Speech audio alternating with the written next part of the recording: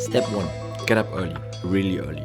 And step 2, well, I hate to say it, but there is no step-by-step guide on how to master your life. But that's why in this little vlog I wanted to include 4 tips that helped me personally in my journey as a high school athlete. But first, you can watch a really sleepy me. When you start working right after getting up, it's surprisingly easy to enter flow state and get some really complicated work done, which is always what I'm doing in the holidays. So right after getting up, I just got up.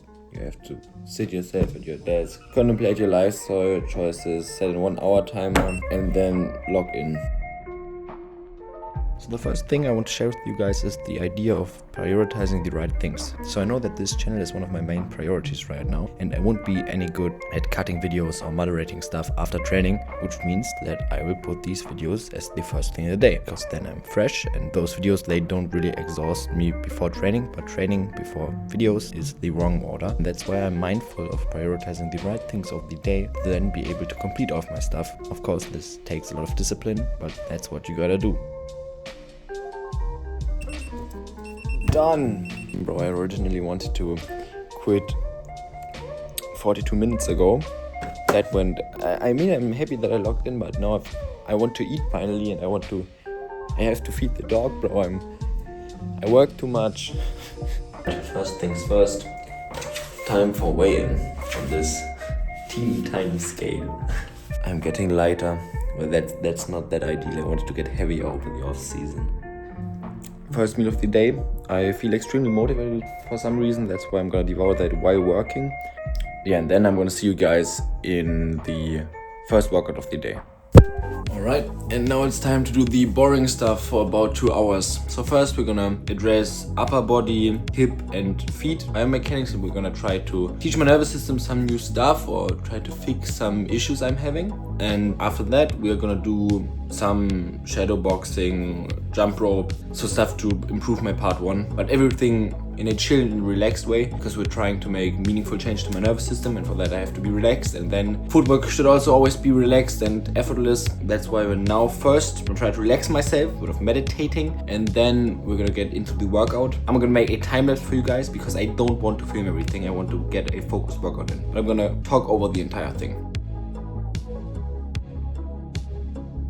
Alright, now that we've improved foot position and muscle activation in the feet, we can now move up to the hip, which means we're gonna do 2 drills for the hip, and after that we're gonna do the shoulders, and then finally some shadow boxing. This part is always the most boring part of the day. Like you've seen it, you have to do what you have to do. What I forgot to tell you guys is the fun part, these pipes here and everything, they're also coming after the hip work. After preparing the shoulder with some basic stuff, we are gonna go into some shoulder work. I don't know how you call that. I'm not sure if I invented that, or at least that way of using a rope to mobilize your shoulders. Like there is rope flow and stuff like that, but I think this use of a rope is unique to me. I think I've never seen it on the internet before. Maybe we should sell these ropes.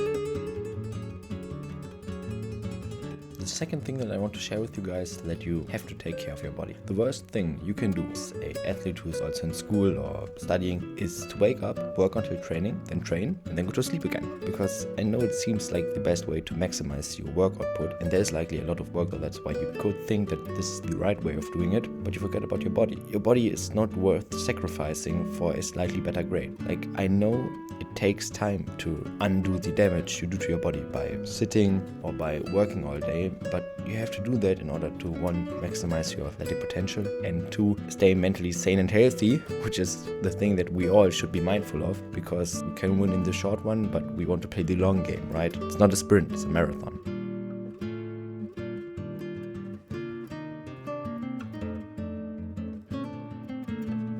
Alright guys, so it started raining outside, so that's why I'm inside right now, and I'm quite sweaty because like I shadow boxed already for 15 minutes. Like I literally entered flow state, and then it was so fun that I just didn't want to stop I chose a simple footwork exercise and decided to do it to some rhythmic songs, and like, damn boy, that was really fun, and I think I improved my footwork. Like at least I feel like it. Yeah, so this is the setup. So right here we have a piece of paper, because if I punch too cramped, then I won't be able to exert much force. But if I just try to hit through the paper with a relaxed fist, I'm able to like cause some serious damage.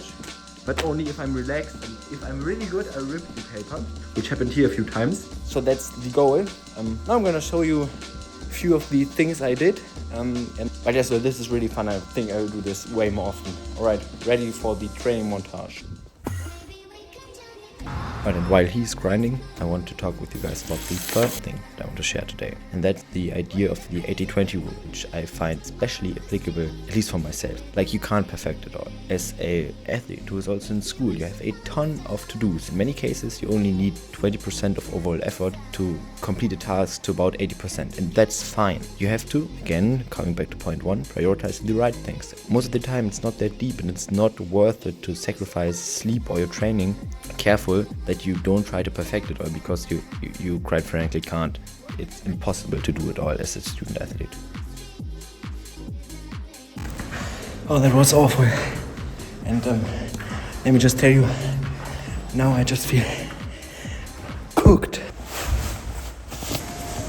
I have nothing besides my water bottle for the 3-hour session, but I'm so ready, bro. I am so ready. Let's go, guys. Let's go. Let's go. BJJ time. Alright, now that I'm training, it's time for the last lesson that I learned. In my opinion, also the most important one. And that's to set an intention for every practice. Like, for example, take this week's BJJ practice. Like, I can't focus on everything. I can't focus on improving my guard, my passing, everything at once. So, maybe just set a simple intention. Maybe work on my hip pressure, or work on my guard retention, or work on my striking. I don't know what you're doing. Like, set a simple intention, which can then allow you to simplify things. And again, choose the things you spend your time on wisely, because in that way you can maximize your time, because you're not being distracted by one. Instead of trying to remember it all, you only focus on 1 or 2 things, which, you guessed it, you will then probably remember in the end.